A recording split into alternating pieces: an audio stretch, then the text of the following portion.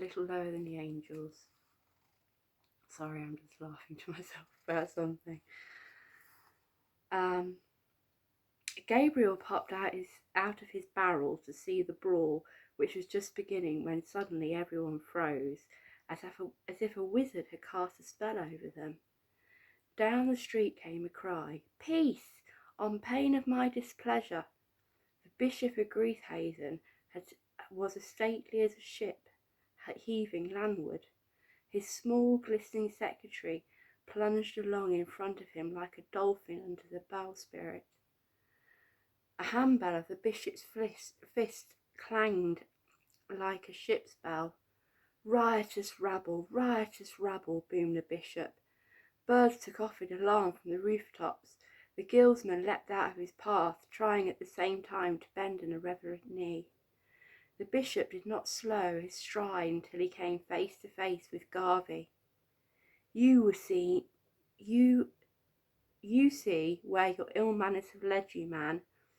What do you think you were doing? Did I give you my blessing? No.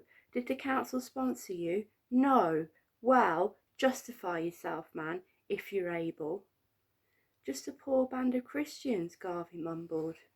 And you, the bishop turned his back on Garvey to address his flock. Justify yourself, John the Dyer. Well, outsiders putting on a mystery. It's for our men of the guilds, local men, these strangers and foreigners, stealing our glory. His excuses petered out and he hung his head shamedly. How did you hope to profit? The bishop had turned his bellowing wrath on Lucy. Who? Me, Holy Father? He seemed dazed, and one eye closing after a punch or a fall of the stage.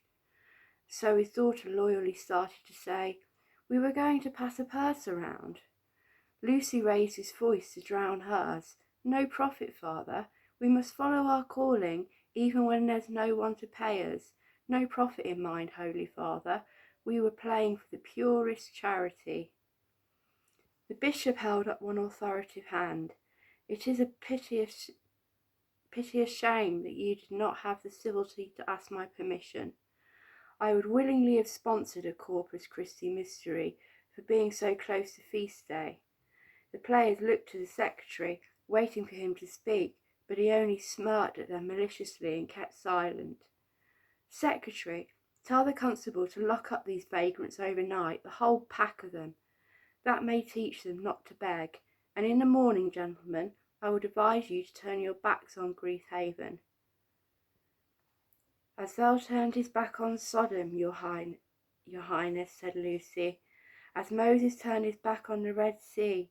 That's enough, player. Surrender yourself and lock up before I recommend a longer stay. Secretary, don't overlook the boy hiding in the barrel over there. Now, a blessing on each townsman goes directly home." With a quantity of black looks and complaints, the guildsmen shuffled away to their homes, and the bishop blessed them as they went.